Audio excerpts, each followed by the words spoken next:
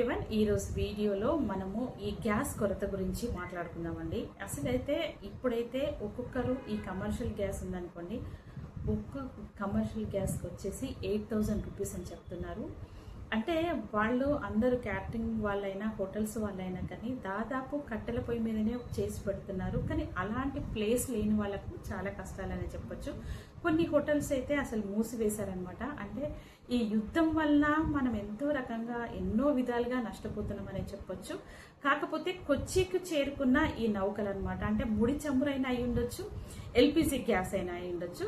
ఇక కొచ్చికి చేరుకుంది అంటే ఒక 2-3 రోజులలో మన దాకా వచ్చేస్తుంది, మన భారతదేశం అంటే మన ఇండియాకి వచ్చేస్తుంది. అంటే ఈ కొరత నుంచి మనం ఒక రకంగా ఉపశమనాన్ని పొందొచ్చు అని చెప్పొచ్చు అనమాట. హార్డ్లీ మనకు కొచ్చి నుంచి మన ఇండియాకు రావడానికి ఒక 2 or 3 డేస్ టైం పడుతుంది. ఇన్ కేస్ ఒకవేళ సముద్రంలో ఏమైనా ఆటుపోట్లు అలాంటివి ఉన్నప్పుడు తప్ప ఒక 3 డేస్లో మన ఇండియాకి వచ్చేస్తుంది. కాబట్టి మనం ఒక రకంగా ఉపశమనాన్ని పొందొచ్చు అని చెప్పొచ్చు అనమాట.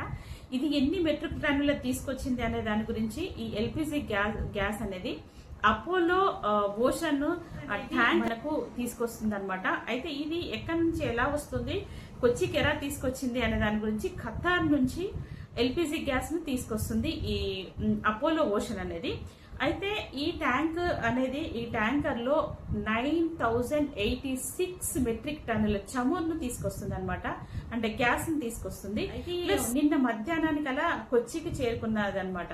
సో అంటే ఈ కొచ్చికి చేరుకున్న తర్వాత మనకు వచ్చేది ఇంకా డైరెక్ట్ 2-3 రోజులలో వస్తుంది. కాబట్టి ఒక చెందిన ఇండియన్ గ్యాస్ కి సంబంధించిన ఆయిల్ కి సంబంధించినవి కూడా ఎన్నో ప్లాట్లు ఉంటాయి కదా. సో ప్లాంట్స్ లో రవాణా అనేది చేస్తారని చెప్తున్నారు అనమాట.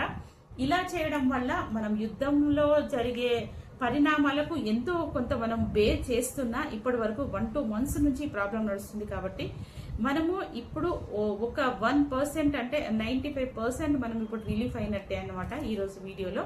ఇక ఎంత ముడి చమురు వస్తుంది అని అంటే ఒకసారి చూద్దాము. ఈ చమురు అనేది 1,84,080 మెట్రిక్ టన్నుల ముడి చమురు మనకు కొచ్చికి చేరుకుంది. అంటే దాదాపుగా మనకు కష్టాలు మొత్తంగా తీరినట్టే. ఒక్కసారి చూడండి, ఒక్కసారి మీరు మ్యాప్ లో చూడండి, మీకు ఈజీగా అర్థమవుతుంది.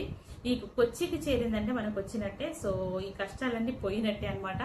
ఈ రోజు ఈ చిన్న ఇన్ఫర్మేషన్ మీకు ఇస్తున్నాను. ఇలాంటి ఇన్ఫర్మేటివ్ వీడియోస్ మీకు కావాలి అంటే నేను అప్డేట్ ఇస్తూ ఉంటాను. ఎప్పటికప్పుడు మీకు విషయాలు తెలియజేస్తాను. ఈ ఒక్క లైక్ ఇవ్వడం మాత్రం మర్చిపోవద్దు. తప్పకుండా షేర్ చేయండి, ఇది అందరికీ తెలియాలి. కాబట్టి ఇది ఈ రోజు వీడియో అనమాట. Thank you.